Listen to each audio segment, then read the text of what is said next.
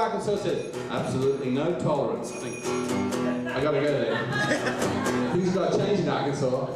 No tolerance, tolerate this. I want to bring fuck back to Arkansas. The gratuitousness of the profanity. Is it necessary? Very rarely is it entirely necessary. Sometimes it's quite useful. Sometimes it's fucking useful, That's right. isn't it? I'm so tired of living in this natural state where nobody knows the word for sexual intercourse. I want to fuck you. I hate basking among these livid magnolias where the carpenter nailing a trellis to the atrium smashes his thumb with a hammer and abuses language by misusing one of the oldest and most reliable English words. You were laying in the desert dying with a fishing pole and some old B movies. What the fuck? I want to enjoy a popular Russian poet express himself freely for the first time under glasnost without having the English translation censored on public television. I, by the fuck of Humber, would fuck. I would fuck you 10 years before the fuck, and you should, if you please, fuck till the conversion of the Jews. How else could I prove myself truly underground and avant-garde without being allowed to scream fuck every once in a while? But here comes the word. K-C-U-F. I want Maxine Hong Kingston to read from her latest novel without my having to learn how to read her lips. The last time I had to read somebody's lips, he got elected president when we were in the war. Shocking all this! Minute again! I think it's time everybody in Arkansas used words according to their meaning. You shouldn't call anybody a defense contractor who's really out there manufacturing ornate toilet seats and bombs. Fuck no! I mean, which is really uglier, fuck or a nuclear strike? This is what kind of sick motherfuckers record this shit and show it to people. This is also an economic issue. What do you think the Arkansas poultry industry wants all those chickens to do anyway? Fucking him raw. And don't you think it's about time people around here learn that they aren't chickens and start planning for parenthood? Beaver is dead, motherfucker, and you are no word cleaver. After all, it's one small step from censoring the word fuck to censoring condoms. What the fuck? Don't get me wrong, I agree that it is important not to offend God by taking his name in vain. But that has nothing to do with fuck. I mean, God isn't a fuck, is he? Sticks and stones can break your bones, but my words are gonna fucking kill you. It's called fuck! Can you hear me now? Good. Fuck you, buddy. Nobody called on you. I hope the folks making the video don't get in the way too much. This is a crew that is doing a documentary about poetry slams in Arkansas. And that's a longer documentary than you might think.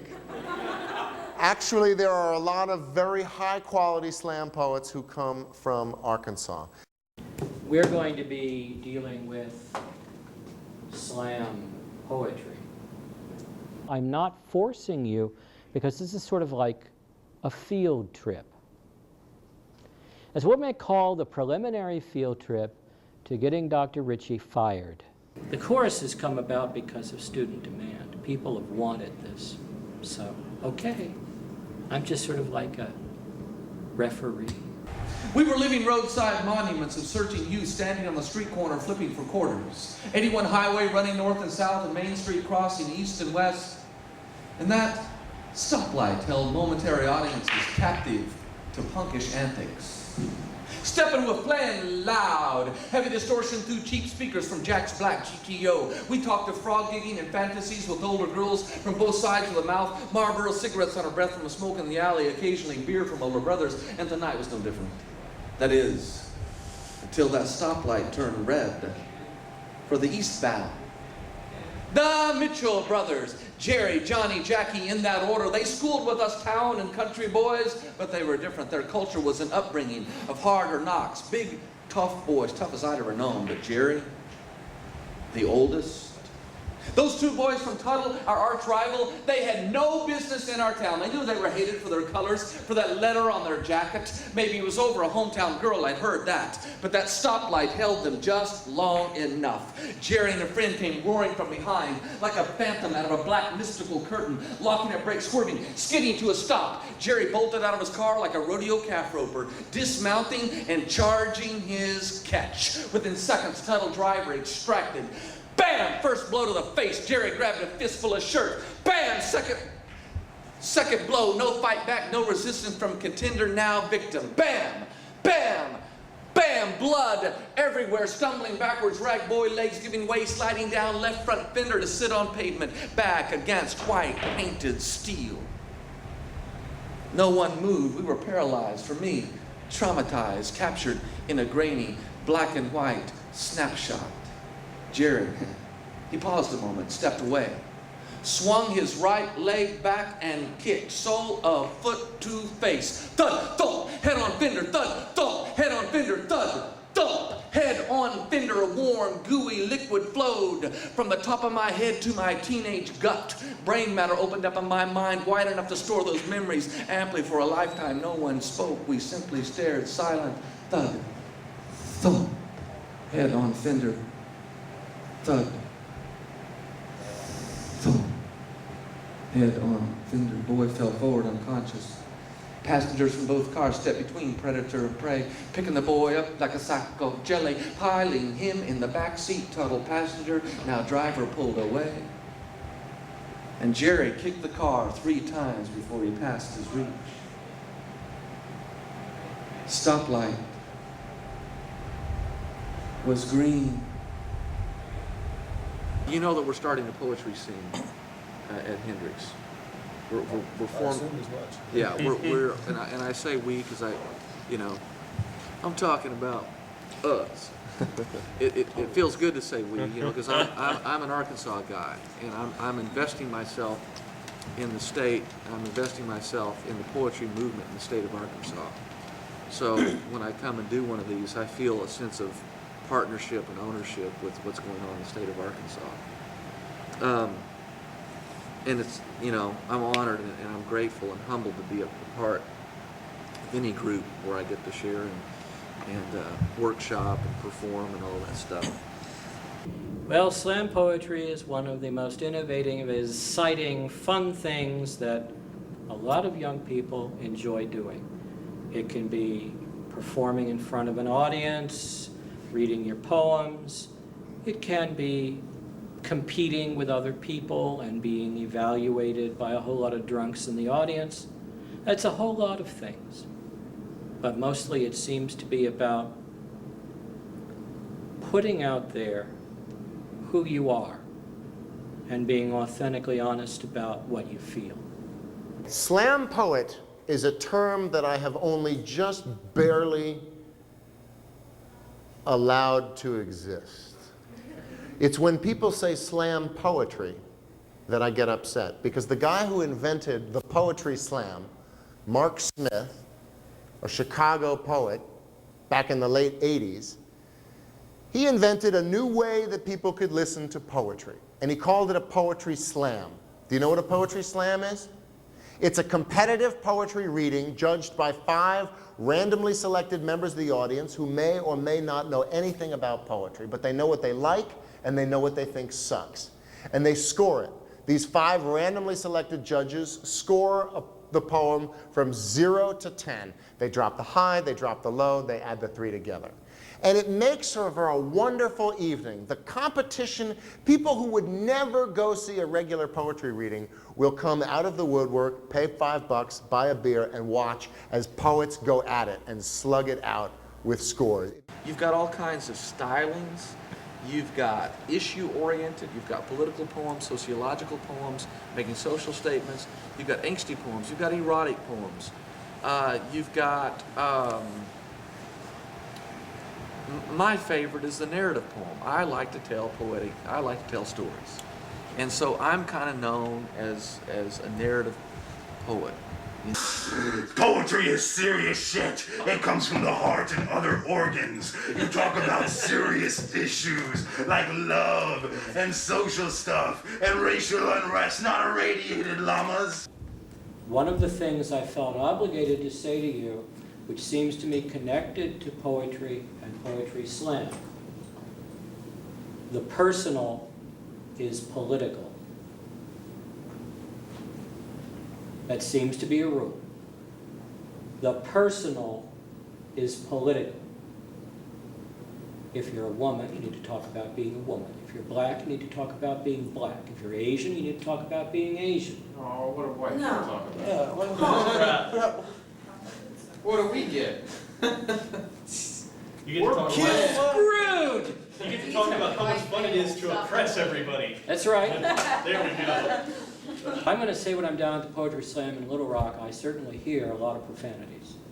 Because people are very unhappy, and they seem to be the ones who get up and perform. They're very unhappy. Not to mention nuts. But then again, I think that's sort of a prerequisite. If you really lay back, calm, cool, and collected, you may have trouble here. You just keep dusting yours off. You're afraid to look at me and you and your neighbor as Americans. Because we all gotta be distinct, all gotta have a face. To you, we all gotta wear hoods of some kind, don't we?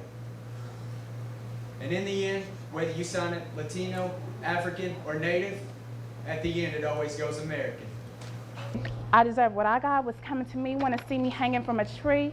Nigga, bitch, calling me all out my name. But I have a name, R-E-S-P-E-C-T, respect. That's what I have for you. You should have the same for me. It's not 1933 America where we're supposed to be free, still oppressed by the master slave mentality. So I'll say it again, I will not apologize for the color of my skin, my beautiful mahogany skin. They'll see people who are willing to risk their lives to fight our wars, people who aren't even citizens, who come home missing 2 legs and an arm, and the only limb they have left is that right hand they put on the Bible to swear in and say, I'm an American. And that's reality. She claims brandy, y'all. She claims confusion, y'all. I wonder if she'll claim me.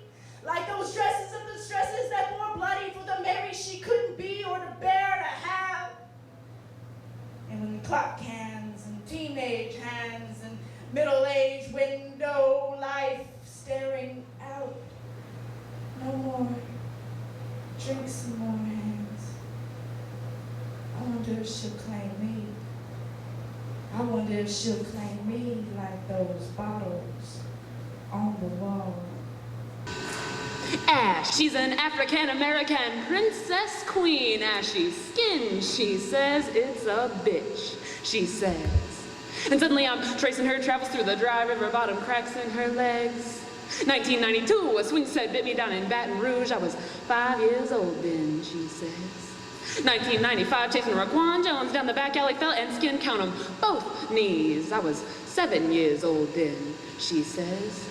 2002, leaned up and smashed the shit out of my thigh on the windowsill above Raquan Jones's bed. And honey, I was way too young to be in Raquan Jones's bed. Ash, she is 6 feet and 97 pounds of lanky African beauty. From the top of her fuzzy bald head to the tip of her cracked red toenails. Cruising down the hallway in a hospital-issued wheelchair, catch me if you can, emblazoned on the back in 1986, issued hot pink puff paint. They took out my stomach in July due to irreconcilable differences. It wanted to keep the cancer that was growing there, and honey, I did not. Lost my spleen in August. An unwanted house guest a tumor had taken up shop there and started throwing back margaritas and playing PlayStation like an unwanted house guest. And no matter how many plane tickets and Benjamins I offered, it just wouldn't go. Cancer, she says, it's a bitch, she says. But oh, honey, at least I didn't have to go through female circumcision with a hacksaw, get my shit tied back together with thorns and a handful of catgut like so many of my African sisters. It ain't half bad when you think about it. And oh, honey, at least I didn't get shipped off to a rape camp in Bosnia in 1993 as a very poor tactic of war. It ain't half bad when you think about it. And oh, fucking honey, At least I haven't lived my whole life being deluded into thinking that some benevolent God wanted me to die at age 16. And they can go building their $80 million churches in Little Rock, but they can't find a cure for my pain. I guess I'm just stuck here in purgatory, she says. Ain't that a bitch? Ash, she is wiser than her 16 years, more beautiful than Antony's Cleopatra, faster than Flojo, and 10 steps ahead of me when it comes to figuring out this cancer thing. Ain't gonna make it to 17, she says. Incurable, terminal, end stage, over, out, 10-4, good buddy, goodbye, good night, and sayonara. I got 6 months, she says, and I'll be damned, but that is a bitch, too. So it's been 4 months now, and Ash, she is laying on her back in a hospital bed, ate 5 milligrams of morphine every 8 minutes, enough to knock the entire nursing staff on their asses, but Ash, she is still crying out in pain. She's got tumors in her liver, she got tumors in her spine, she got tumors in her brain. Spent 16 years trying to save a world that ain't doing shit to save her. God, Mama, I'll be a good girl, Mama. You gotta let me go, Mama, please. Let me go. Ash, her pressures are dropping. Ash, her breathing is slowing, and I'm hiding my tears behind fists clenched with rage. 16 years sent to shit. 16 years sent to shit because of words like pollution and radiation and heredity. But the truth is, don't nobody know why Ash gotta go. And they can build their $80 million churches in Little Rock, while kids like Ash are fading fast. And I'm leaning over and trying to see if she is still with me, and I'm talking fast, sliding my phone number in the pocket of her black velvet pajamas. Ash, baby, you call me if you get scared. Ash, baby, you call me and you tell me what it's like. Ash, baby, you call me if you need anything. Ash, baby, don't go. Ash, baby, come back. Ash! I love you. 10:27 p.m., 11:27:03. Losing Ash. That was the biggest bitch of all. It's a form of self-psychoanalysis right up on the stage. And that's a tradition in poetry, going back to confessional poets of the 50s and the beat poets who did the same thing of the 50s, where the poem actually speaks of and is a way to get the demon out. Figuring out what the demon is and get the demon out. It really is a rush. When my daughter was young and she'd say, "Daddy, tell me a story," I'd say, "Okay, honey, here's one for you. Chuck's Pez dispenser. Chuck's Pez dispenser has the totem head of Jeffrey Dahmer stuck on a plastic stick, and when the candy comes out, it's smooth and white as many tiny boiled skulls." Good night, honey. Sleep tight. The speed of delivery is usually fast, and there's a reason. These people have a lot they want to say, and they only have 3 minutes. That's one of the rules of slam. You have 3 minutes in which to say what you have to say. And if you've got a lot to say, you're going to have to say it real fast. You know what's going in. No, the other papers. What other papers? The other papers that are ripped out of a little book. Oh, okay, cool. I got them now. We know what's going down. Homeland Security has just issued a red alert, and you're all about to die, and you have 3 minutes to lay everything out. Okay? That's really, I think, in essence here. 3 minutes to lay it all out. You got a subject, 3 minutes. You got to put everything in there. And you only got 3 minutes before you're gone. They told me they would pay me $100 an hour to sit and watch TV, so long as I would watch whatever they chose to show me. What the fuck, I thought. $100 an hour to sit and watch TV? I sat down and a lab rat strapped me in and bolted my eyelids open. I can remember thinking, Jesus, this must be some real Clockwork Orange shit. But what I saw was worse than even Stanley Kubrick's worst nightmare. I witnessed pistol executions, bullets ripping through bodies long after the soul had departed. I witnessed brutal rape, men fucking and cutting random women. I witnessed tortures, hangings, and electrocutions, Nazi experiments on the Jews, the effects of virus testing on placebo groups.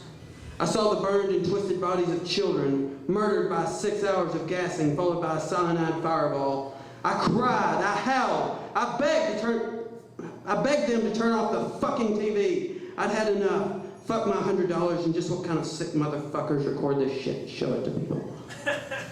The men behind the mirror laughed long and hard at me. We're the people you put in power when you took our $100, they said. Now sit down for another hour and we'll give you $200. What the fuck, I thought. With $300, I can buy enough pills to sleep again. The black lines say $1.75. I had a dream that I was on a stage in front of a sea of people, white people, black people, Arabic people, and Chinese, all talking and laughing, enjoying each other's company. See, he wasn't beating her, and she wasn't hating him, and they weren't bombing them. And it was a beautiful sight. But I looked closer. Something caught my eye, something that was always there, yet had remained unnoticed. It was a barcode. A barcode. Across their foreheads lay a barcode. Hey, let me borrow your head so I can see how much you're worth. I looked down to see a homeless woman with an outstretched hand jingling a cup full of coins. Someone scanned her. Not with a device that you hold in your hand, but something built in. And there she was priced. Beep! Beggar of petty change. Beep! Filth, fouling our city streets. Beep! A nuisance to society. See, no one priced her as a writer with a chemical imbalance. See, some days she writes and some days she cries. Sometimes she wipes tears from her eyes and she does not know why. Let me borrow your head so I can see how much you're worth. Beep! Nothing. I looked down to see a prostitute in a miniskirt with wide open legs wanting 50 cents for a good time. Someone scanned her. Beep! A dirty whore. Beep! A breeding ground for AIDS. Beep! A nuisance to society. No one priced her as a mother of 3, selling herself for a better life for her kids. Let me borrow your head so I can see how much you're worth. Beep! A quick 50. As I looked around, everyone was scanning and pricing.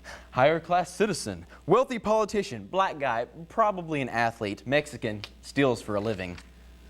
As I felt my head, I was labeled too. And so I ripped it off, and I held it back and gazed at it for a few. And then I scanned myself so I could see what society sees in me.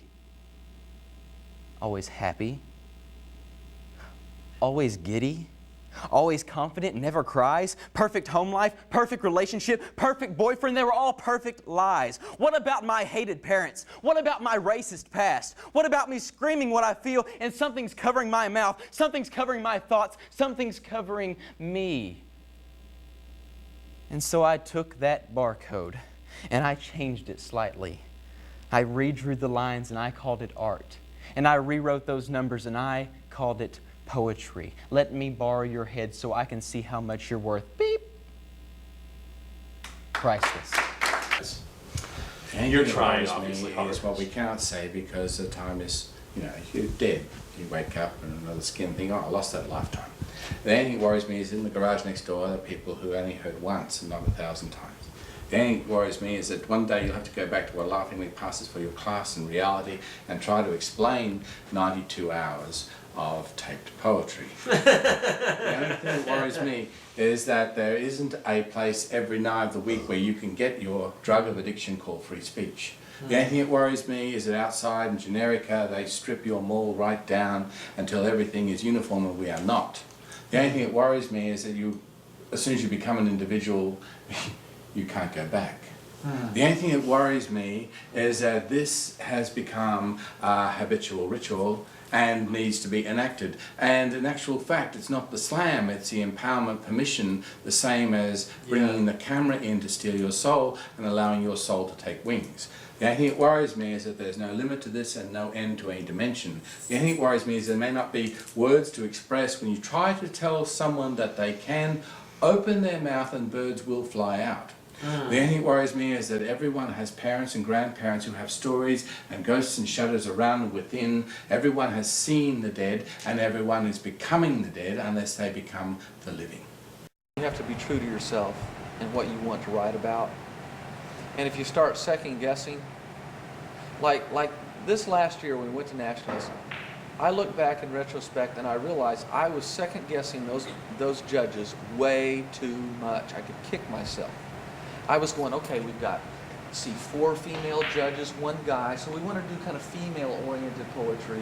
And I was trying to analyze and think about the judges, and I was real careful. I was seeing how they were scoring all the other poets, and I was vacillating back and forth on what poem to do. I look back in retrospect and I go, screw that. Just trust your heart. Go into yourself and decide what poem you feel tonight. There's no lesbians in the room. Yeah, right.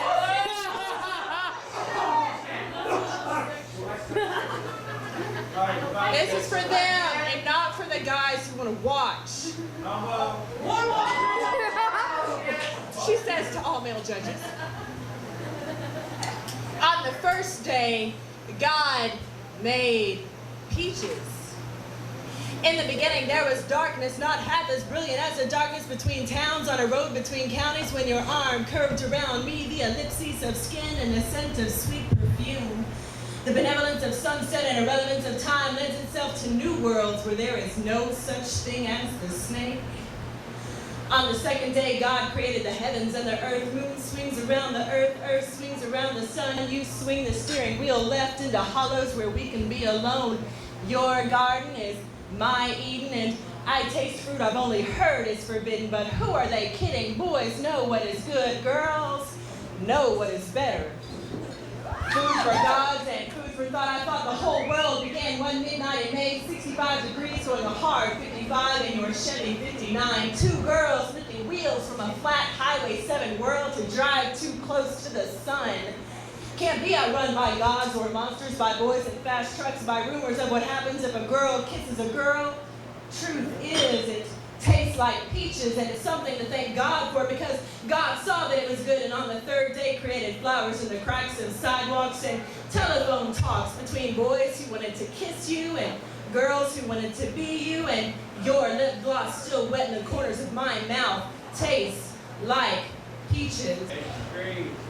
On the 4th day, God made Eve, and Eve lied to Adam since she was going to her girlfriend's house to study. It was the first study in anatomy in relation to the self.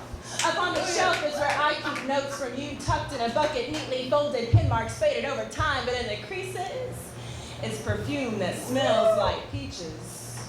On the 5th day, God made plans for a 6th day, a Friday night for college girls who go tree climbing for knowledge. Adam, nursing broken ribs, says, go out with your friends. Have a good time. Reaches for a beer in the remote, so she says, I'm gone. Won't be back till tomorrow. Outside, Snake gives fruit to Eve, says, give this to Adam. Eve says, no thank you, Snake. I have plans for this fruit. Gives it to her lover, who says it tastes like peaches.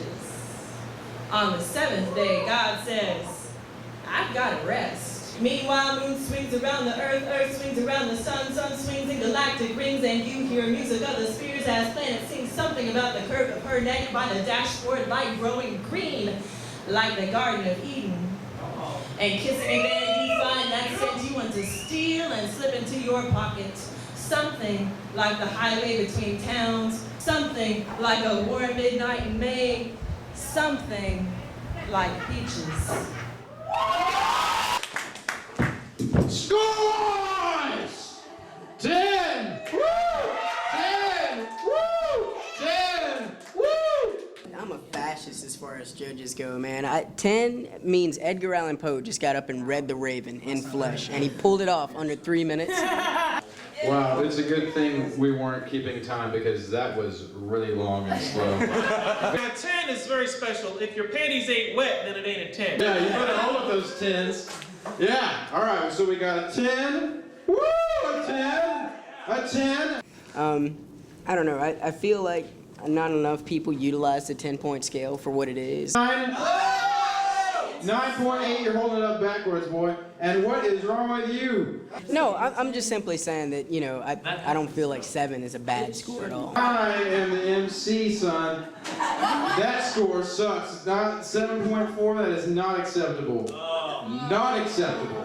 It's a race to get 10s towards, and that's, you know, the psychological effect of score creep. By the end of the night, no matter how good the people are, the last 3 artists will all have 9s. 7.9? Yeah, fuck off. All right, 9.5? Woo! 7.9, didn't I just say fuck off to that? All right, and a 9.5, all right, woo! It's just a damn slam, man. And We have to remember, it's a game that poets play. Slam poetry is a game that poets play. Playing Scrabble with Eddie. Despite his dyslexia, or perhaps because of it, Eddie can beat every other 8th grader in Scrabble. Kick their ass, in fact, and he knows it, though he can't say it, at least not in those words. Because if he said ass in my 8th grade, I'd give him a detention on the spot. See, Scrabble was made for his mind. Show him a rack of 7 tiles, and he can tell you in an instant 10 words that use some combination of those letters. His mind is hardwired for confusion, for the jangling clangor of consonants and discombobulating vowels. But ask him to spell those 10 words, and he may dare to read dear when the word reads dread.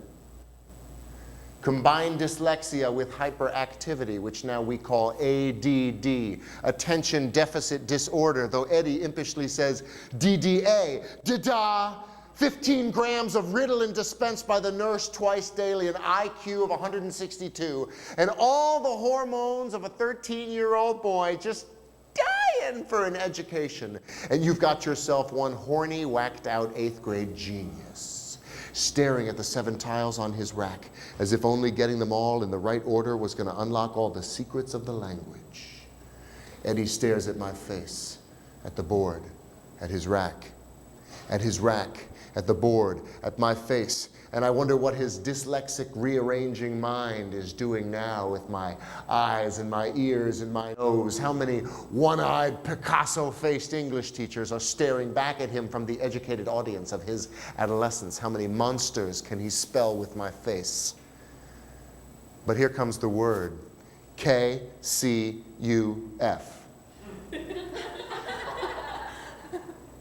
Cuff? Eddie, I think I'm going to have to challenge you on this word, cuff. And Eddie reddens. Eddie reddens like he finally got the punchline to a dirty joke, which, in a way, he has. Eddie reddens like I finally caught him swearing in class, which, in a way, I haven't yet.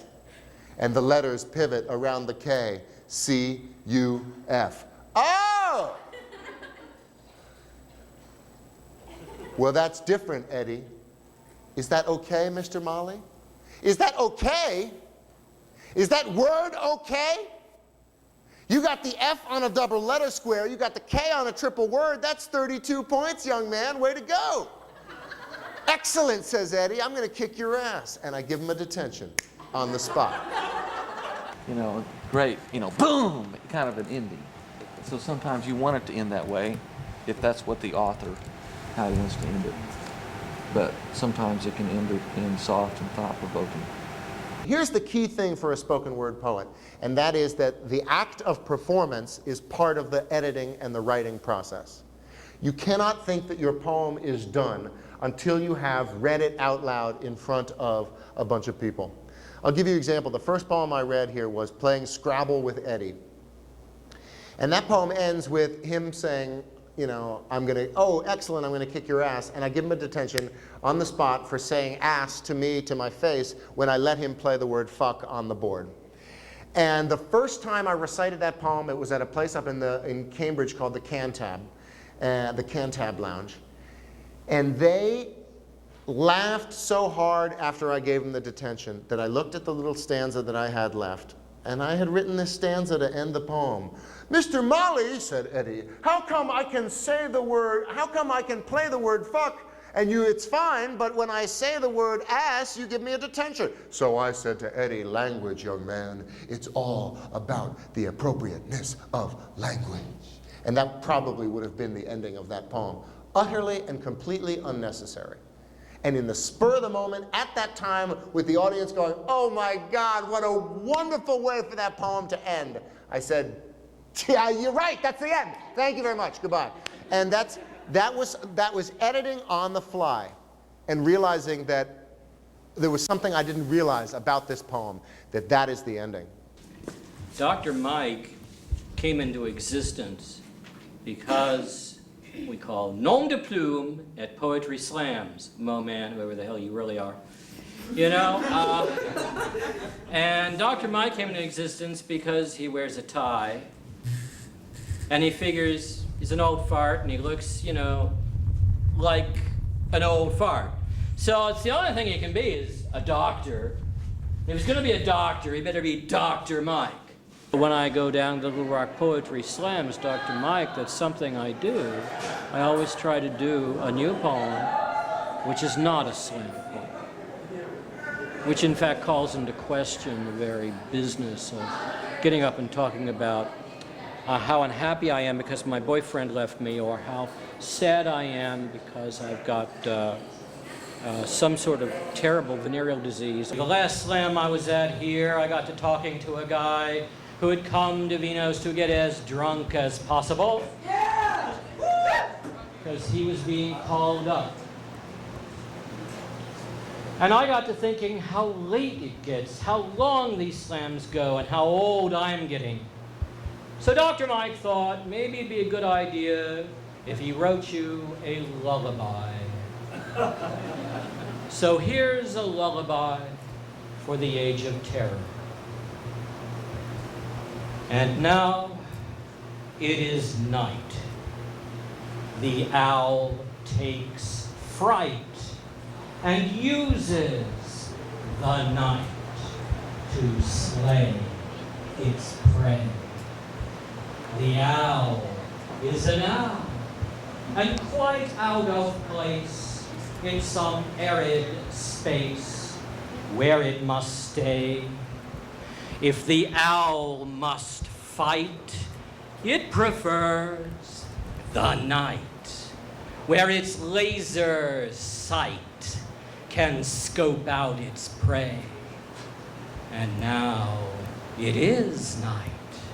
The owl turns white and shrieks at the light so bright it can slay.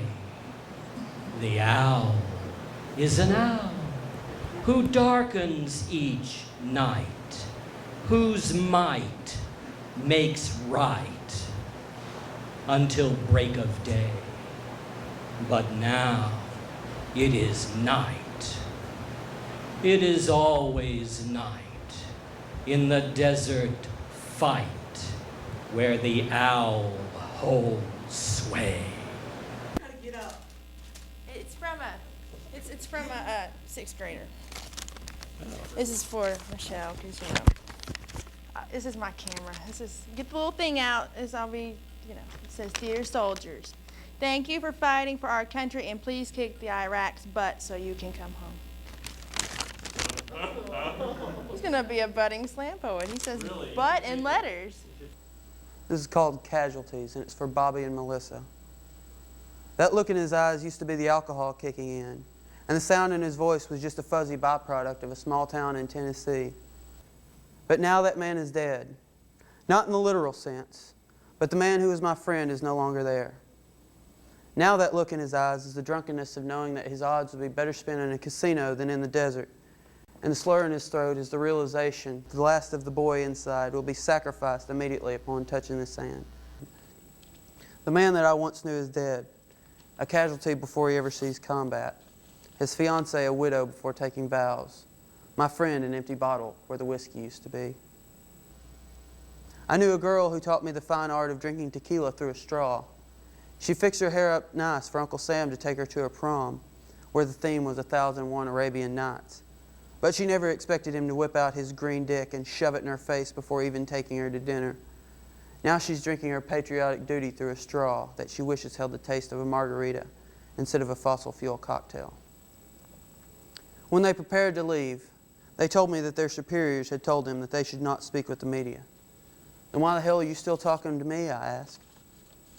It was painful to see the sobriety in their eyes when they told me it would be the last time they could speak to me as a friend and drinking buddy, and not a soldier speaking to the media. That was perhaps the bitterest shot I've ever taken. As they marched over the dune one last time, I felt a different kind of drunk wash over me. The nausea of knowing that I had just spoken to my friends for the very last time. And now it seems the hangover has set in for good.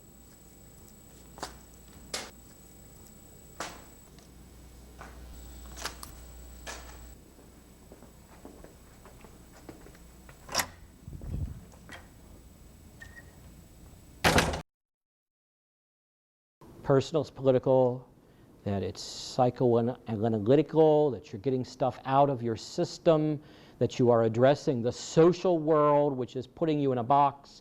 And you don't want to be in that box, especially if you can define what that box is. That helps a lot. And then to be honest. The audience likes poets who are honest. And so it's 2 o'clock in the morning and you're staggering into the Waffle House like some lopsided John Wayne, pushing on the big glass door that reads pull, then leaning back and cussing it like it's the door's fault that you're an idiot. Inside you stumble to a bright orange stool, holding on to that hubcap you call a belt buckle and straddling that stool like you're Captain Cornbread or something. And then you spot her flipping eggs with one hand, holding some hippie novel in the other, and elbowing me. You say she's a hot chick, a fine filly, a cute heifer. But from my sober point of view, your puppy love is on to the wrong bitch, one who most likely bites if petted in the wrong place. But you throw her your smoothest line anyway.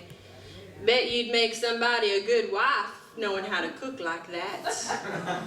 She eyes you with an apathy you mistake for unbridled desire, flips the grilling sausage onto a plate, whereupon you deliver cowboy come on number 2. I like the way you flip your meat.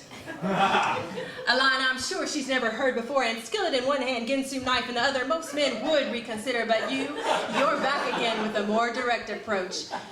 Hey, baby, you, me, and a night at the Sizzler. She's eyeing your lips.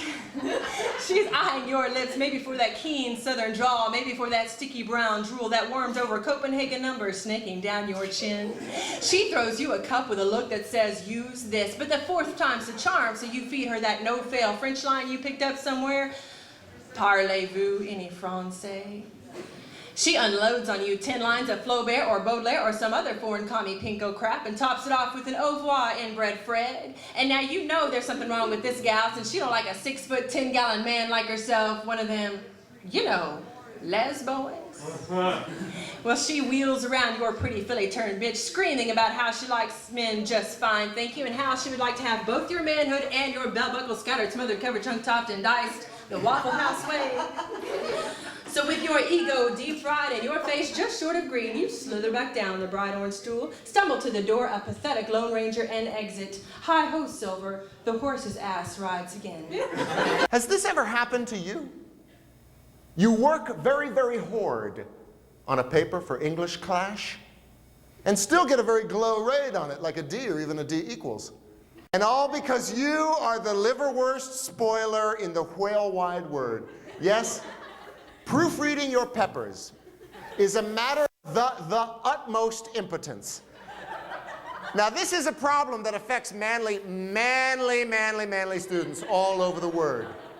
I myself was such a bed spiller once upon a term that my English torturer in my sophomoric year, Mrs. Myth, she said that I was never going to get into a good colleague. And that's all I wanted, just to get into a good colleague. And not just anal community colleague either, okay? Because I am not the kind of guy who would be happy at just anal community colleague. I need to be challenged dentally. I need a place that can offer me intellectual simulation. So I know this probably makes me sound like a stereo, but I really felt that I could get into an ivory legal collie. So if I did not improvement, then gone would be my dream of going to Harvard, jail, or prison. You know, in prison, New Jersey. So I got myself a spell checker, and I figured I was on Sleazy Street. But there are several mistakes that a spell checker can't catch. For instance, if you accidentally leave out word, your spell checker won't put it in you. And God, for billing purposes only, you should have serial problems with Tory spelling. Your spell check-off may end up using a word that you had absolutely no detention of using. Because, I mean, let's face it, what do you want it to douche? You know? No, it only does what you tell it to douche. You're the one who's sitting in front of the computer screen with your hand on the mouth going, clit, clit, clit. Just goes to show you how embargo one careless little clit of the mouth can be, which reminds me of this one time during my junior mint. The teacher took the paper that I had written on a sale of 2 titties. No, I'm serial. She read it out loud in front of all of my assmates. It was quite possibly one of the most humidifying experiences of my life, being laughed at like that pubically. So do yourself a flavor and follow these 2 Pisces of advice. 1, there is no prostitute for careful editing of your own work. No prostitute whatsoever. And 3, when it comes to proofreading, the red penis, your friend. Spank you very much. What I tried to do is to try to use in writing fractal geometry. I used chaos theory because I cut these up totally randomly. They were just an accident. And like fractals, which a fractal, of course, is an image made by mathematics that you can zoom endlessly into it and still see self-replications of the original image. That's true in these texts too, because the original texts pop up over and over and get recut up, so they are self-similar too. So these are fractal cut-ups.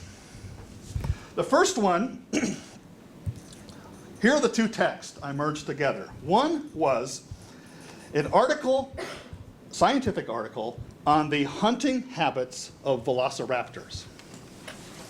And the second was an essay on granting U.S. federal agencies increased police powers for surveillance. I cut them up and I got this poem. Under Raptors. We do not expect the casually dressed tough peacock next to us to be a secret agent. Every keystroke you make on your computer will be a sickle-shaped claw left in your neck. You can't tell the eavesdroppers from the skeletons, even with a pocket edition of the Constitution and close North American relatives. Really, Cable got it all wrong. Ashcroft will troll for herbivores like a pack of emus after anti-war black unearthed Hoover file suspects. Your 1965 lapdog is a journalist with lots of feathers whose free assembly rips out bellies and actually believes in libraries. How can you tell one from a Republican? Under the new guidelines, will scaling down that intellectual image and budget cuts millimeters from the bone help? Well, that's not to say that you want a revolution. Just a more sophisticated hunter with agency ties and vigilante impulses. There should be no fruited plain free of phone snoops and security cams. What a Jurassic buffet of prey. Modern reptiles overrunning the church picnic. Coyote-sized congressmen snapping about, getting some tail action. So chill my effects and tap my chat room. I was boneheaded not to see that my freedoms are delicate as displayed fossils. Dust off COINTELPRO gently. Get the counterinsurgency team together at the watering hole. There are beasts among us. And I believe everything I see on the big hidden screen. Okay, this is called Taking an Ashcroft. The other day, I was reading the Constitution while I was taking an Ashcroft. I read about all these great ideals like freedom of speech and requiring our government to have a legitimate reason for arresting and holding someone. What a wonderful world of fiction, I thought, as I reached for a roll of Rumsfeld to wipe my Cheney. I peered down into the Oval Office and saw someone there that I didn't want, so I pulled the lever again and voted the smelly bastard out of office. He should fit in nicely at the Enron sewage plant. And with performance poetry, presentation is the other half.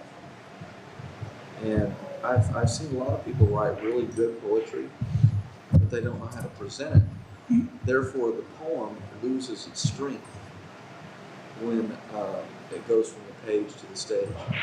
Some poetry is just strong, just right on the page, whether you read it or not.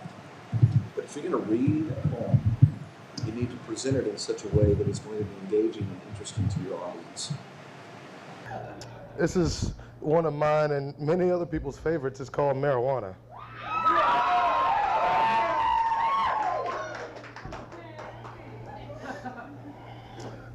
Verbal altercations are the salvation to my frustrations, but when it comes to that ultimate elation, I reach for that herb that defies segregation and makes us all one nation.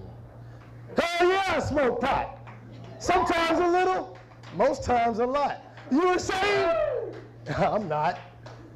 Is it wrong for me to sit all day long with my papers and my bong, watching Cheech and Chong? Is it such a bad thing that I think I can sing? Watch Lord of the Rings without missing a fucking thing. See, my senses get heightened, but so many people get frightened when I talk about being enlightened. So I take another toke before telling a crude joke. Then we laugh till I choke, 'cause I can't inhale all the smoke. It's a natural good time when everything is so sublime. Sometimes I just sit around and pretend to be a mime.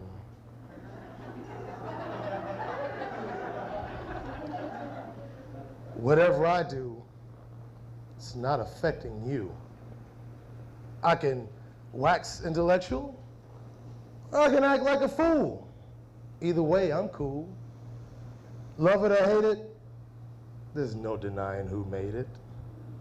So if in God you trust, smoke cannabis. He took the coffee. Without coffee, I am nothing. I gotta have enough coffee.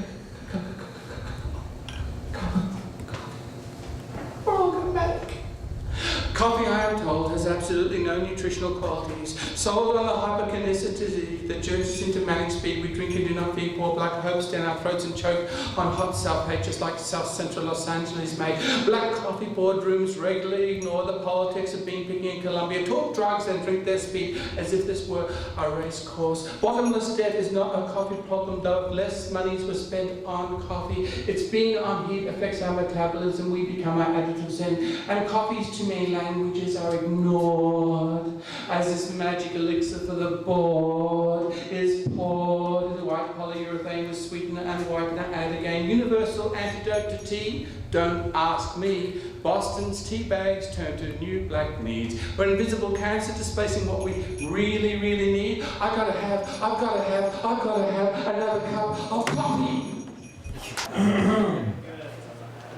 This is called I Do Something Else, but I Got an Oral Fixation.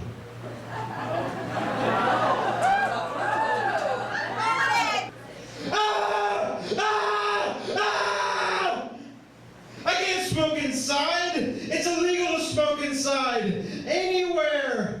I'm polluting my lungs. I'm polluting your lungs. I'm tarnishing the lungs of the Virgin Mary. But not now. Way back in the past. That's how bad this is. What the fuck? Can I have a smoke once in a while, or every 10 minutes, after each meal, and when I wake up, and every time I get in my car, and always after sex, and one with each beer. Is that so wrong? Fuck no!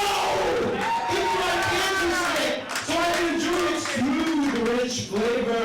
Let me steal a nail from your coffin, you know, Bubba Smoke, or have your shorts at least. I gotta have my fix because I'm way too fucking stressed, man. I was probably saying some stupid shit like, I was on hallucinogens, I drove down to Bennigan's, I ate a plate of potato skins, yeah. All around it generally was a good feeling. Suddenly my mama sense started reeling. Could it be some more about there was a super villain? Dude's a black ski mask came down from the ceiling. Put a gun to my head, said, you motherfuckers hit the dirt, or this motherfucker be dead, you motherfuckers be hurt. Shit, no, kicked his dick, it's just skirt in my shirt. Revealed the yellow suit with the 2 L's, my boots with the who's, my utility belt. The jaws hit the floor when they saw who it was. It's that motherfucking baby Jimmy Lumber Man, cause it's that ring hope in my sight. The lumber rope, pull it tight and take swing like a note. Rang-a-tang, throw some llama rings, take out the whole gang like it ain't no thing. See, I get by on llama strength, I got the mystic llama speed, get high on magic chronic juju llama voodoo weeds. I wanna fuck you, Batman. I wanna climb to the top of a building, spread my legs, and send out the bat signal so you can swoop down and put the fire out. If it's too hot, you can reroute and then fight the flames with a 2-man front. I wanna fuck you, Swamp Thing, so you can feed me from your crotch and I can eat my vegetables like a good little girl. I wanna fuck you, Jason, because the way you breathe gets me so fucking hot. I wanna fuck you, Norman Bates, so I can see how loud you can make me scream in the shower. I wanna fuck you, Gandalf, so I can see how it feels to ride the white lightning. I wanna fuck you, Jack Torrance, because right about now I can use a little bit of red rum. I wanna fuck you, Pinhead, because I believe you could do some extreme nipple torture.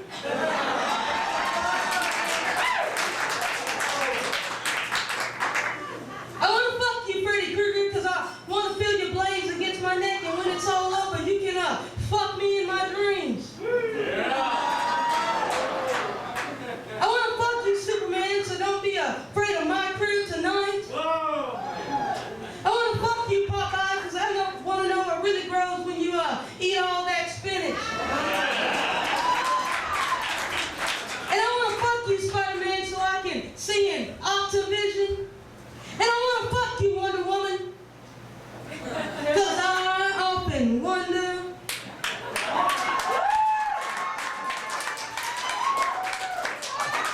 I wanna fuck you, Sherlock Holmes, so I can watch you figure out where the G-spot is while sucking on a long, hard pipe. I wanna fuck you, Captain America, because I'm a fucking patriot. I wanna fuck you, SpongeBob. I wanna squeeze my thighs and see if I can wring you dry.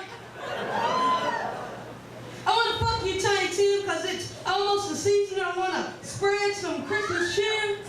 You know, prove to everyone that it's just not so tiny after all. Edgar Allan, I wanna fuck you, Edgar Allan, because you're my one little spot of necrophilia that I just can't ignore. But most of all, I wanna fuck you, Pepe Le fucking Pew. Because even though I wanna fuck all these people, inside, I'm still a helpless romantic, just like you. Once upon a time, there were ordinary cars, pickups, and Volkswagens. Then came the SUV, and now we have Hummers. The $80,000 Hummer, people, is not a domesticated automobile. It is a candy-coated military vehicle. Can we not get it? Well, I tell you what I'm gonna get. I'm gonna get me a tank. An M1 fucking tank. And I'm gonna paint it baby blue with white little daisy flowers all over it. Because I'm going on tour. Because there's gonna be a lot of changes in the house. So I'm going to go all the way to Washington, D.C. Oh yeah, I forgot this. Paula's on CNN. She didn't get to go to Iraq to be embedded as a journalist, so she would like be embedded with me in my tank, because that sexy little bitch needs to be embedded with me in my tank.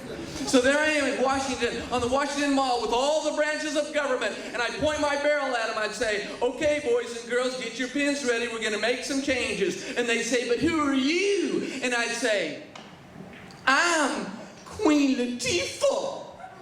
And if you don't do as I say, I'm going to start blowing some shit up. And then I say, but it doesn't matter who I am, because I'm a tank, motherfucker.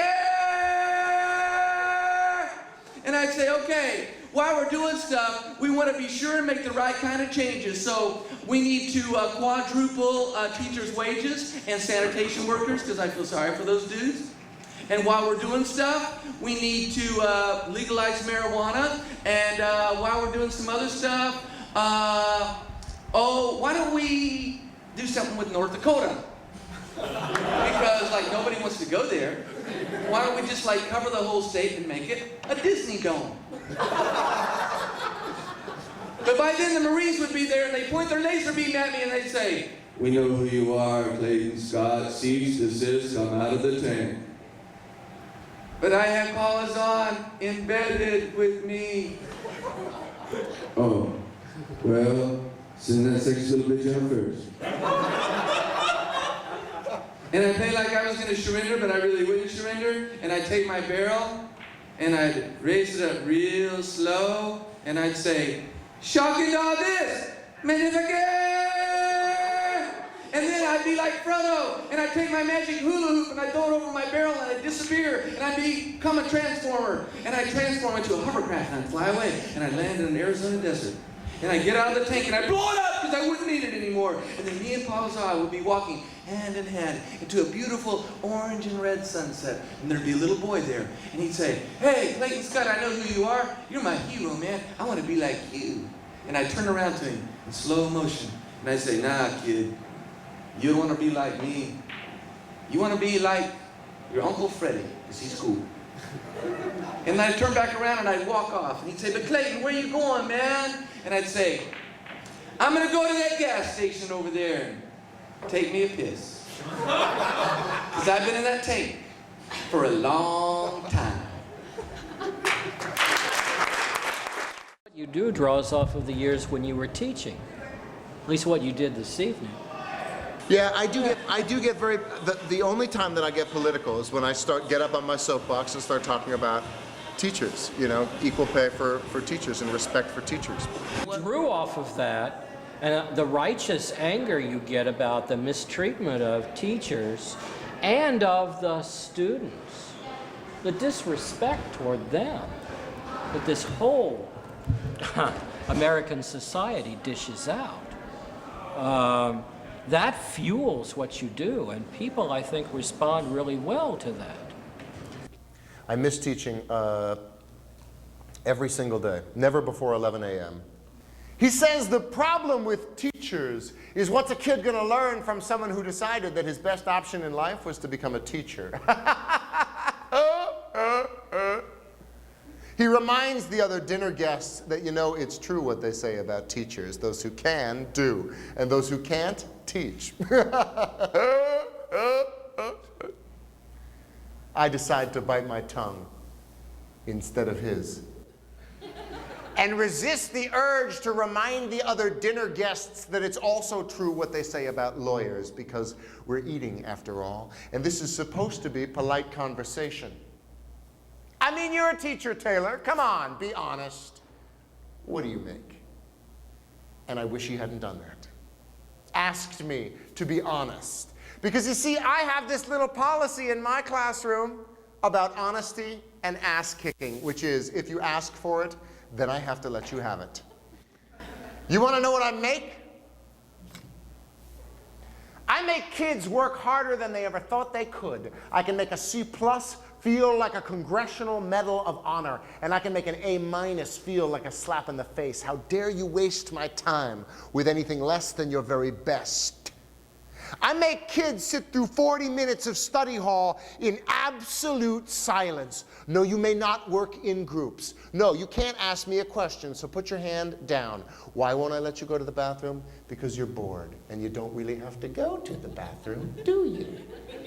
I make parents tremble in fear when I call home at around dinner time. Hi, this is Mr. Molly. Hope I haven't called at a bad time. I just wanted to talk to you about something that your son said today. To the biggest bully in the grade, he said, "Leave that kid alone. I still cry sometimes, don't you?"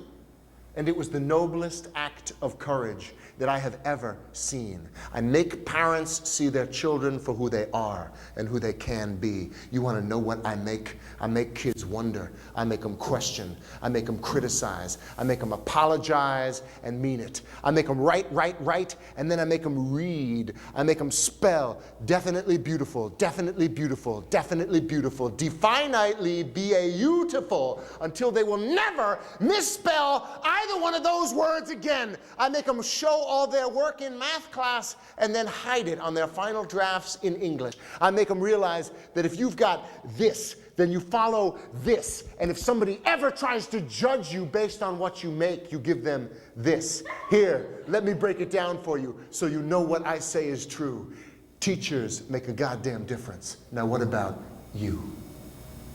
Thank you very much. Democratically, lesbian love poem or angry English teacher poem? Angry English teacher!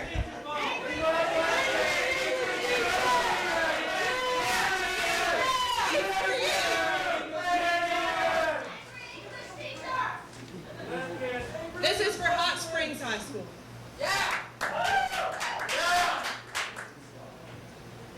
Man on the radio says the problem isn't the school system, it's the students and the teachers, too lazy, too stupid, too apathetic. And it's the parents at home, too busy to remove, too bad. Man on the radio says it wasn't this way once, it wasn't this way always. But tell me, what the hell does he know? No longer matters what things were like for shining 1950 sheep. Beaver is dead, motherfucker, and you are no Ward Cleaver. Meanwhile, I am dragging my behind through the trenches of here and now, and don't ask me how, but man on the radio needs to get his ass in my car, needs to cash my sorry ass paycheck, needs to figure out where we are going to find one more seat to sit into an overcrowded classroom, needs to know that administration can do the math when the tuition checks arrive, but give them a student-teacher ratio and they need Einstein for an equation. Yeah!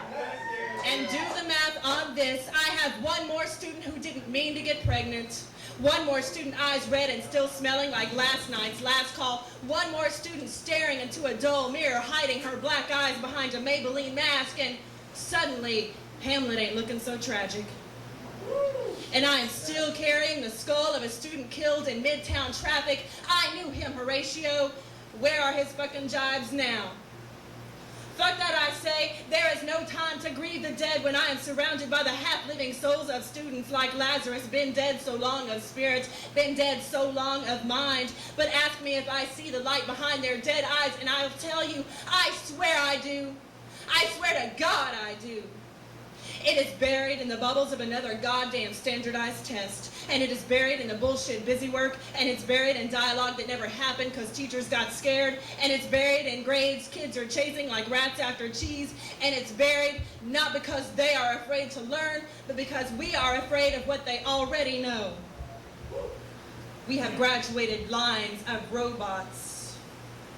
Lines of robots, believing uniformity is the key to success, and the best they can do is become prostitutes or parasites. That is sellouts and yes men. Read it, Jezebel and Judas. And we really should review this before the dawn comes up on another generation of tired-ass sheep, defined by names branded into their chests. One more student wearing the sold-out label conceived at white-collar tables in some tower in the sky. To be or not to be don't count for shit to kids who've become a billboard or a demographic, a number content to be shaped by social machinery so rusted that no one dares touch it, even to change it. Please believe it. Man on the radio needs to spend a Monday morning with me. Step away from the herd, mister, because you and me, we're marching into the schools, storming the hallways. We're going to ring bells and yell, bring out your dead. Bring out your dead.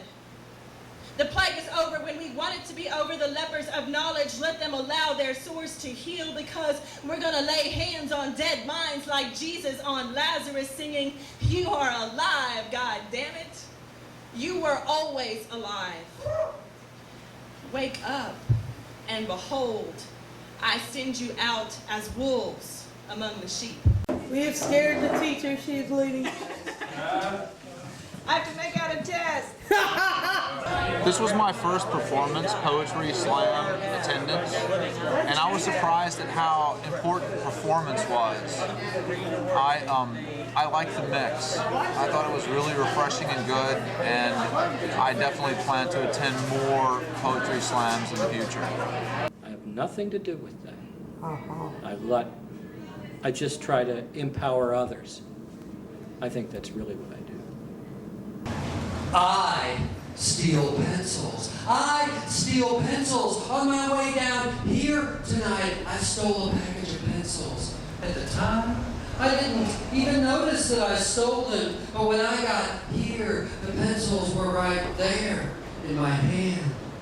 I stole them, not because I wanted to, but because I must. You see, pencils have their own kind of magical powers within them, and they have always been too compelling for me to resist. Some people say I steal them because I'm a kleptomaniac. Now that would be people like my therapist and a dear lady who orders all the office supplies where I work, but poor Donna, just like all the others, she does not understand that my motives are much less sinister than she imagines. I steal pencils to help release the words they contain. Every pencil ever made contains hundreds or thousands of words, and those words deserve their freedom. The freedom only paper can bring. I steal pencils because they contain the words to every poem I will ever write, and to rescue them from becoming quadratic equations or even more disgusting, poorly spelled graffiti on yet another 10 coats of paint-thick truck stop bathroom wall. And God knows we have enough truck stop bathroom walls. I like those kind of pencils that you find in the library, the short ones with no eraser and lines so dark you can be read from the other side of the page. The kind of pencil that makes a permanent mark on the margins of the paper when you were trying to rewrite a poem you started 3 years ago, but I had to set aside until just the right pencil came along to release that final version. When I find the stub of a pencil, I get excited because now I can release one or two of those poems that otherwise would have never seen the life of paper, but instead would have ended up as someone's phone number, lost, thrown away, or washed in the back pocket of that favorite pair of jeans, just causing accusations of lying or playing head games. Mechanical pencils have their place, but they will never replace that yellow trusty number 2 with distinct teeth marks of frustration and contemplation placed there between those thoughts of never finishing that simple 14-line sonnet or the final edit of a 75-page rambling that you know will never be heard by anyone except those 2 drunks who were trying to sleep in the alley when you were up on the roof spouting out your latest outrage at 3 in the morning. Now, I would never steal a ballpoint or the higher class fountain pen. So, your Waterman, your Parker Brothers, even those cheap big disposables are safe from my plunder, and the people at Barnes & Noble can relax and stop following me from aisle to aisle. I'm not that kind of thief. My prize is that second-hand pencil removed from your desk and never missed until all the other writing utensils are also missing, and your only hope is that one pencil that is now in my possession. I steal pencils. I steal pencils because I have never found anything else in this world more valuable to steal. You gotta work that right side of the brain sometimes. It's somewhere back here. It's not quite. It's where I'm getting bald. It's somewhere back here. It's back here. I know I burned it out. I burned it all out. But it's still there. As you notice, if you're around me long enough, it's still there. And it's somewhere back here. And somehow you got to get access to that before your critic takes over. because that's the obscene word, critic. Yes, critic. It's useful to have a critic, but don't you discover when you have that critic built into you, because somebody beat you up at some point or other. So they have it in you, but you got to somehow get around that to get something out, and then you can let the little critic come out and maybe tinker with things after you've had this thing explode on a piece of paper. But it's how to get it on that piece of paper. That when you start enjoying what you're writing, you need to stop writing. It's beyond writer's block. It's just that, how to get it out is the most frustrating thing, I think, if you have any unction at all to write, to express your heart, to the power of the pen. Slam has a tendency to become rapid-fire, concept-oriented poetry, where it's just bam, bam, bam, bam, bam, bam, rhythm, rhythm, rhythm, rhythm, rhythm, da da da da da da da da da da da da da da, boom, boom, boom, boom, da da da da da da da. It's coming at you, oozy, blowing thoughts and ideas, and you're going, yeah. And and when it's over, you go, what the hell? Could you taste the poem? Could you feel the poem? Did you hear it? Did you smell the poem?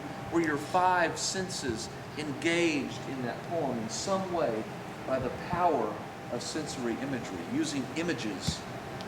And then comes using images that are not cliche, and using wonderful wordplay, and using the power of language to convey and sell the poem.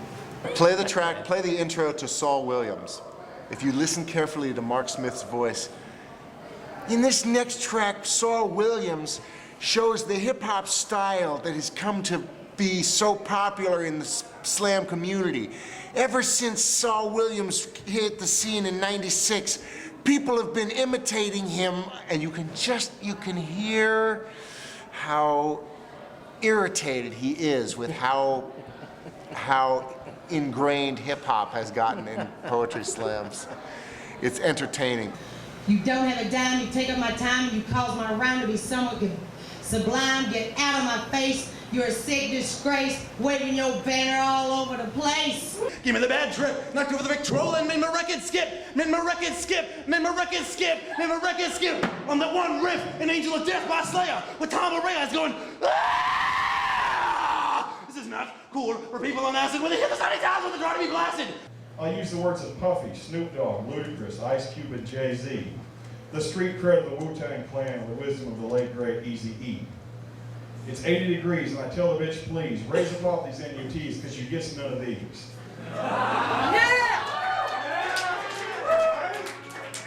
You know, I thug them, fuck them, love them, leave them, because I don't fucking need them. Life ain't nothing but bitches and money, and I'll keep my hoes in check. The duplicitous diplomacy of deployment for democracy angers me, endangers me. This disruption of peace, arranged for me, estranges the UN body, a symbol for Earth security. The world doesn't approve of the tactics that we use. The strategies we choose destine us to lose. We glorify debauchery and immorality. We create infant mortality with uranium artillery that increases killing streaks in Baghdad streets. Alleging that Osama meets discreetly in desert heat is sheer and simple fallacy. Intelligence reports show Al-Qaeda cohorts in Pakistani resorts. And so to say that we're forced into this war is sheer and simple fallacy. UN foreign policy now resembles the Nazi war machine, cleaning any mind that disagrees. Meanwhile, our economy has a disease of shrinkage, lack of linkage to fun, no butter, all guns. None are safe from this redneck's rampage as he rages on about deposing and disposing of world leaders. I mean, where does he get off?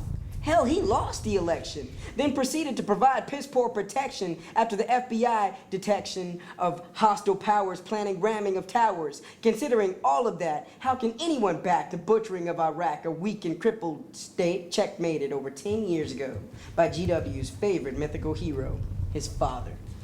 Laura Bush supports poetry, right? In a way. Yeah. I mean, another point, ever since Slam Nation, how has your life changed?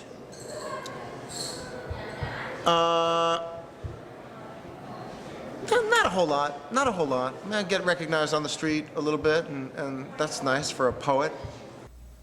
This is about my other career. Voice of America voiceover.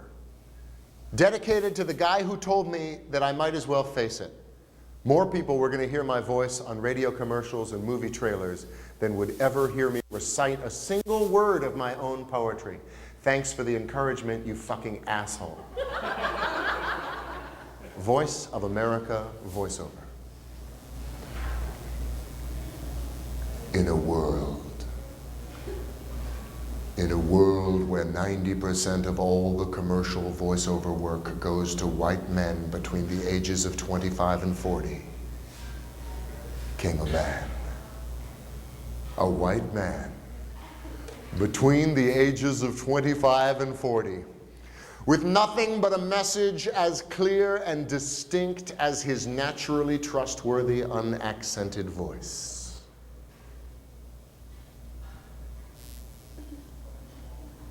Herpes, herpes, herpes, herpes, herpes. It's easy to say 5 times fast, but it's hard to say once to the people who need to hear it most, your children. They want to grow up to be just like you, so make sure they learn to appreciate the beauty of all-wheel drive. Because children who try marijuana before the age of 15 are 7 times more likely to recommend Trident to their patients who own guns. Did somebody say Burger King? When you have it your way, it just tastes like nationwide long distance, now with more moisturizer and an extra drop of Retsin for that deep down-bodied thirst. Remember, their rubber, your glue, anything you say can and will be used against you on an episode of Law and Order, special fashion victims unit. So pay less with boom, Tuckfactin, Tenactin, and zoom, zoom, zoom. Corporations use advertisements to manipulate and abuse you. Sticks and stones may break your bones, but some words were designed to confuse you. Why do I get the big bucks as a voiceover artist? Well, because I can say things like, here to discuss the issues facing small businesses and international corporations with an eye towards implementing an overseas marketing structure, be it via the internet or more traditional B2B scenarios, is Bruce Chase, the Deputy Assistant Secretary for Foreign and Domestic Commercial Operations with the U.S. Department of Commerce. Welcome, Bruce. How you doing? Without ever messing up once or even cracking a smile. So I ask you, do you Yahoo? Do you know where your children are? Do you remember when we used to dance and incidents arose from circumstance? One look at the new Chevy S10 Blazer and you'll be asking yourself, is Viagra right for me? Look, I'm 37 years old and I'm in better shape now thanks to Soloflex than I was when I was in theaters everywhere. White men, they're everywhere you want to be. And Raid takes the poison back to their nest and kills them where they live. Look, I'm not a poet, but I play one on Russell Simmons Presents Deaf Poetry Jam. I may not be a dead white man yet, but 2 out of 3 ain't bad. So on those days when you're not feeling quite so fresh, come to Jamaica. Because on the road of life, there are passengers and there are poets like me. Can you hear me now? Good. Don't let the words confuse you. Don't let the lies fill you, because sticks and stones can break your bones, but my words are gonna fucking kill you. First thing, you have to get over yourself. You have to get over yourself on the up end of being arrogant and egotistical and thinking you're the hottest thing to hit the slam market. You also have to get over yourself and thinking that you suck and you need to quit right now because you look stupid, you sound stupid, and all the self-debasing kind of things. You have to get over yourself. Poetry is not about us. Poetry is about the poetry. What I hear you saying is that you have discovered that in a poetry slam, the highest scoring emotion is self-righteous indignation. Mm-hmm. Yeah, and that's a drag, isn't it? When everybody feels they have to go down that road. But there can be nights when the audience becomes so inured with that kind of work that a fresh voice who goes up there with a quiet and reflective and short poem. I always say there's something called brevity points. This is called Why I Write Short Poetry, and it's dedicated to slam judges everywhere. Yeah! It's often a complaint that my poems are too short. Okay, fair enough. I write short poetry. But I ask you, is that such a bad thing? After all, I don't think you'd want me to get up on this stage and ramble on and on and on about how great I am, or what a bitch my ex-girlfriend is, or how miserable my life has been, or any of that shit, because frankly, the poem might not be good enough to listen to for more than 30 seconds. I know the time limit is 3 minutes, and most poets try to say as much as they possibly can in those 3 minutes, but there's nothing more painful than a bad poem that never ends, or at least seems like it never ends. So really, when you stop and think about it, I'm doing the public a service by writing short poems, because if they're awful, then you've only lost half a minute of your life instead of the entire 3 minutes that I've been allotted. We all use another 2.5 minutes in our lives. Hell, you could write a poem in 2.5 minutes, or go order another cup of coffee, or have a cigarette, or go to the bathroom, or try to score a date with someone who's caught your eye, or any other number of things. Think about all the times that you needed just 2.5 minutes to do something. Think about all those times when you needed that last minute to drag on for a few seconds longer. Think about all those times when you could use 2.5 minutes to enjoy your existence, to savor a glass of wine or the taste of a well-cooked steak. 2.5 minutes isn't much, sure, but it could sure as hell come in handy someday. And I'd like to be remembered as a poet that gave everybody their 2.5 minutes back. But that's not the only reason I write short poetry. Hell no! I've got plenty of reasons for writing short poetry. It makes a point and makes it quick, so you're not left with someone rambling and ranting on and on about how great they are, and I am great. Or what a bitch their ex is, and she is a bitch. Or how miserable their life has been, and mine has been. Or any of that shit. Instead, a short poem says what it has to say and gets off the fucking stage so the next poem can be slammed. I mean, if poems aren't supposed to be short, then why did they put in a time limit anyway? Short poetry is easy to memorize. It doesn't take long to write. I mean, think about all the time you could spend writing short poems if you weren't busy spending all your time writing and memorizing the long ones.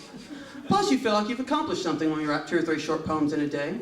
Don't get me wrong, it's an accomplishment to write a really long poem, but how often do you write a really long poem in one sitting? You can have a short poem completely written and memorized in a day if you go about it in the right way. Besides, everyone expects you to get up on stage and use all of those 3 minutes, which I'm getting close to doing, and no one should ever be able to predict you as a writer. If you think that they know what you're going to do, then do the opposite, kind of like I did. I mean, none of you expected that a poem about short poetry could go on for so long, did you? Especially from someone who writes almost nothing but short poems. So for all of you that bitch about my poems being too short, take 3 minutes of your life, sit down, and think about all the things you could be doing if the poets on this stage weren't rambling on and on and on for 3 minutes at a time, and then you'll see the true beauty of a short poem. Art begets art. Poetry begets poetry. And so we have observances, we have feelings, other sources. Jonathan, where do you resource ideas? I like to steal from a lot of other poets. Mm-hmm. My pen, the ink, is a rush of words and flowing streams, swirling melodies and rhythms, waves that crest with symphony. Inside of me, shouts and dance cry for expression, this language of geyser passion. Man, I don't know if it's killing me or keeping me alive. I gotta get it down on pages. Perform it in shapes of dreams that'll make some kind of difference. Think there's one small reason why I'm here on this spinning sphere, to stir or afflict or help. But I just can't seem to say it like I want to say it. I pull out pieces of pain from closets of heart, unfold memories from shadows, so clear and lined up straight, but often it comes out askew. Sometimes people don't understand. I read and I hear the works of others and I think, why can't I say it like that? But the harder I try, the worse it gets. Living in the endless tug and tension with these rivers of romance, cutting paths of reason and hope that never sleep or die. I don't know if it's keeping me sane or making me crazy. I see the hurt in people's eyes, and I want to say something to soothe or comfort, but often my answers only bring more questions and empty stares with words left, not in stanzas, but in piles on the floor, awaiting to bristle and broom. And I go on bleeding ink inside, wanting so badly just to walk away. But I keep running back to the raging flame within, with nothing more to give at times than fragments of thought and broken images to reflect the smiles of that little boy running across shimmering meadows to dance in silhouettes before the backdrop of blazing sunset. It looks a whole lot like my love for you tonight. Yet still I grope like a blind man in search of colors and canvas to paint the epic composition. A story of desire that frames no heartache, but all I see in this mirror of wonder is a fool on a stage, stumbling over his own fear of failure and insecurity, struggling with the possibility that it will one day flow over this desert soul into the hearts of the waiting. And I can finally rest in the rain of spring with my mouth open to the tears of a singing heaven and a longing that I've only imagined. Yet here I stand, even now grappling with the yearnings to say it perfectly, knowing my season may not have turned to face me. And if I die, having never laid it down, can I be satisfied with the music this river of blue has played in me? If you're a great photographer, but if your piece of work is not matted and framed in order to present your work, you're selling yourself short of your work. Whether it's visual art, whether it's sculpture, no matter what art form it is, the presentation of your work is very, very important. It's hard enough to get the idea, process the idea, write the idea, be happy and satisfied with the idea. That's hard enough. But then to take it to the next level of performance and presentation is a different muscle to exercise.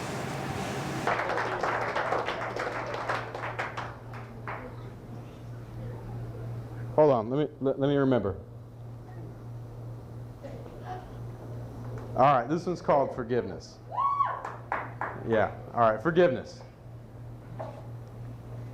Even after I threw up, you still had sex with me, twice. I want to say things that have not yet found form. I want to say that we're only at the beginning. I want to say that we are scraping the rust off our tongues, that most of us are carrying a bag load of pain. I want to say that who we are has not yet found acceptance and never will. I want to say that poetry is always a beginning. I want to say this is the first line, but it can't reach out to the people in the other room because they're not listening. I want to say that we're in a minority of a minority of a minority. Those who actually embrace the language, the land, the air, and the water they drink. I want to say that even we drug our sensations so that we don't have to feel or think. I want to say how inadequate this is because it's an exploration and it is so tentative. I want to say I trust, but I do not trust this experience. The sheer fact is we're on quicksand. The sheer fact is the rate of change is compelling and accelerating. The sheer fact is most things are totally beyond our control. So what we do is we go back to our little worlds and we reach out from those little spiderweb worlds and say, how do you feel? And we wait for a reply like birds sing in the trees, each to each, wingtip to wingtip, singing, I am alive. How are you today? Jesse Corey gone. 16 years old with blood in his eyes, and his eyes in a windshield, learned that death isn't sudden. It starts in your fingers, moves up your arms, your pulse fades until your lungs relax. But your brain doesn't die when your body dies. You have 6 minutes of oxygen, 6 minutes of consciousness. For 6 minutes, you feel a sense of permanence.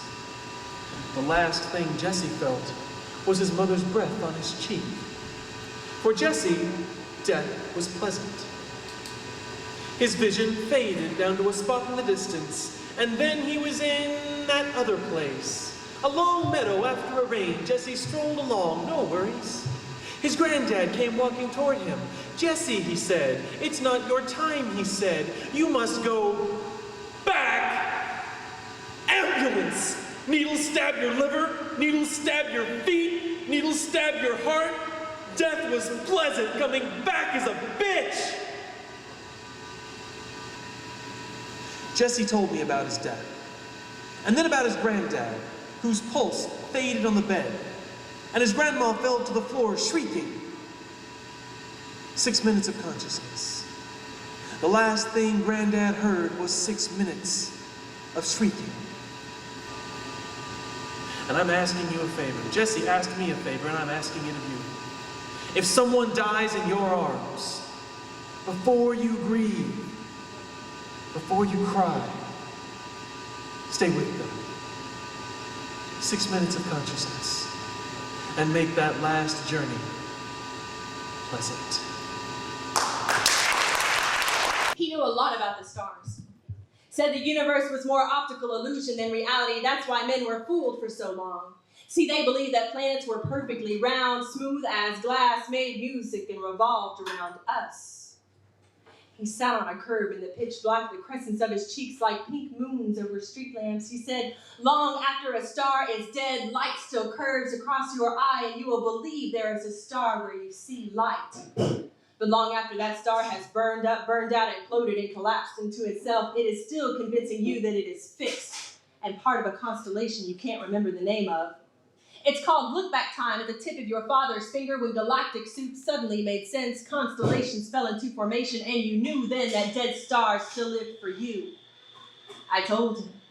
All I really know about is life, and optical illusion is fine with me. You begin to die from the second you are born, so even you, trimming fingernail moons into the porcelain sink, are living your life in look-back time.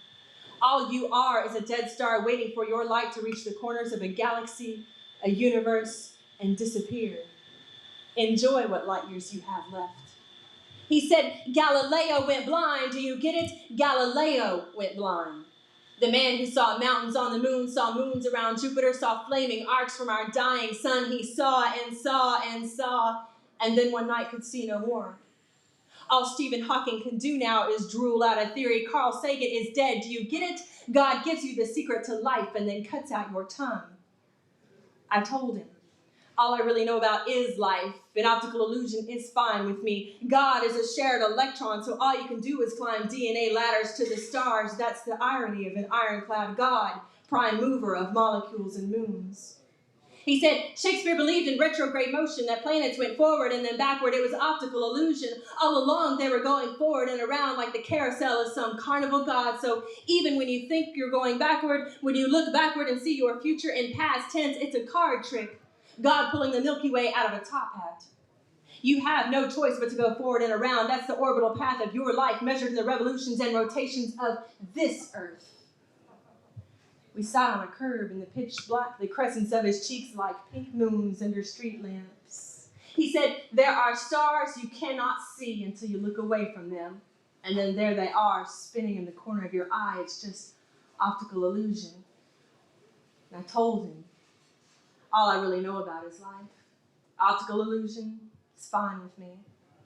All I ever wanted was the heart and the brain and the courage to ride a blind Galileo piggyback to the corners of infinity. So no matter what we say, it's only image they're looking at anyway. So you can wave around, dress in black, be very colourful. It is a content-free exercise.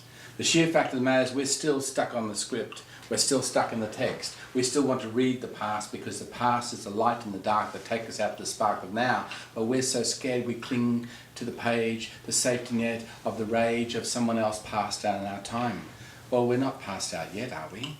On with the pre-verse, away with the rhyme. I look at you, Allen Ginsberg. I sit and marvel at your feet. I, an individual in the flock of the star-struck literary elite. I look at you, Allen Ginsberg, and feel your struggle of outcast, and secretly yearn for your willingness to cast away your protective clothing and dance, naked, revolting, beautiful, in front of a soulless crowd. I look at you, Allen Ginsberg, and feel your struggle of outcast, and secretly yearn for your willingness to cast away your protective clothing and dance, naked, revolting, beautiful, in front of a soulless crowd. I look at you, Allen Ginsberg, and lust for your fame, and resent my own lust, and the insatiable insecurity that causes it, and the impurity that results. I look at you, Allen Ginsberg, staring blankly at the silent, awed sheep who tried to stone you before the world adored you. They think they know you, Allen. They think they can feel your pain through their three-piece chainmail and ties. They think their sheltered hearts bleed. They study your biography and they read Kaddish. They read Sunflower Sutra in a supermarket in California. They read Howl and they study your illusions. They think they understand you. I understand you. I I look at you and see a mirror, 6 feet by 2 feet by 1 foot, reflecting through a 50-year rift in time. I look at you and see a mirror, tailored to fit my dimensions of the perfect man, meticulously hiding any flaws like the makeup of a street whore. Wash your face, and I can't see you at all. I study your biography, and I read Kaddish. I read Sunflower Sutra in a supermarket in California. I read Howl, and I catch your illusions. I think I understand you, but I really understand the mirror that stands before me, Mr. Ginsburg, melted and twisted into an illusionary swirl of our juxtaposed images, yours and mine, more mine than yours, my fantasy. I understand you who never sleeps at night, you who never has to eat, you who never needs to go to the bathroom, you whose mother, Naomi, was an insane commie somewhere in the Negro district, or so you tell us. I understand you who never sell his poetry for money, although I would, I haven't made much. Most of all, you who knows I exist. I look at you, Allen Ginsberg. I sit and marvel at your feet. E pluribus unum in the flock of the star-struck literary elite. You, sir, are nothing but legend. Well, we just got one more poet here, and that is Dr. Mike. Come on up.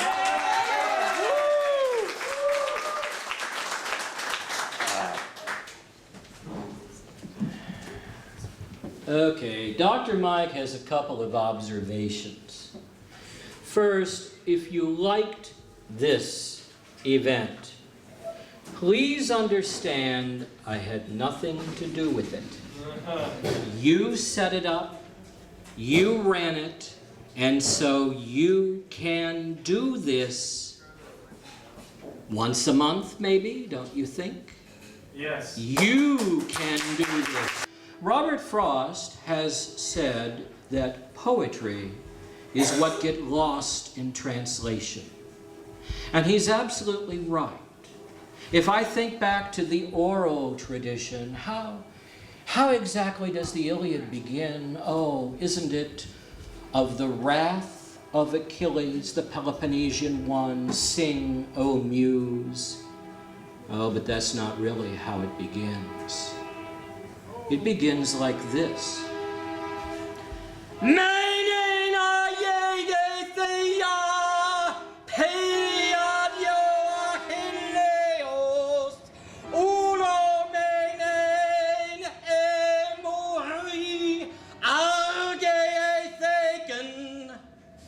Can you hear the difference? Now I'd like to conclude this wonderful session with a poem meant to be a bookend. It's a kind of lullaby, yeah? It's called Or, O-R. It's very formal. Or, close the book and wait for another. Or, close the book because of its cover. Or because it's written by an unknown author. Or because all language has lost its power. Or because you prefer only love lyrics. Or because slant rhyme gives you ear aches. Or because the beauty of the imperfect rose, instead of some statue, is what you chose. I almost beat Taylor Mully. I can always say that. He beat me by 7/10 of a point. And this is the poem that I did. And he got $1,000, I got $500. The bastard. I needed it more than he did. Yeah, I remember Clayton Scott. I think that was the second time I was down at the Bluebonnet Poetry Festival in Texas. I don't remember what poem he read. If he says he almost beat me with a poem, then that's interesting, because that sounds like every punk-ass bitch who ever said that they almost beat me. there are a lot of people out there who almost beat me. And he said, I beat him by just 7/10 of a point. Guess what? In a slam, that's considered a real drubbing.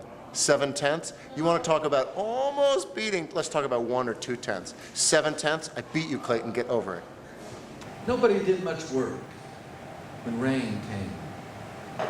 Within the fences of this summer day, he straddled the chair in the barn, chin pressed upon young knuckles, watched the rain come.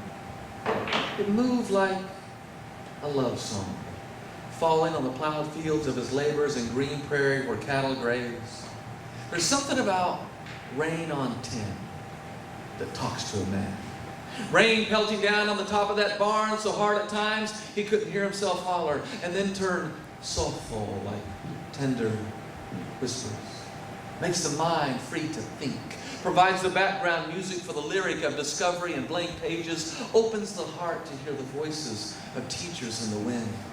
There's something about the smell of fresh rain that has touched the tops of the Rockies, pushed its way across the western plains to quench the unspoken thirst of a man. It kind of puts in words of prayers that you can never find to echo. And what is it about the caress of rainy air on skin?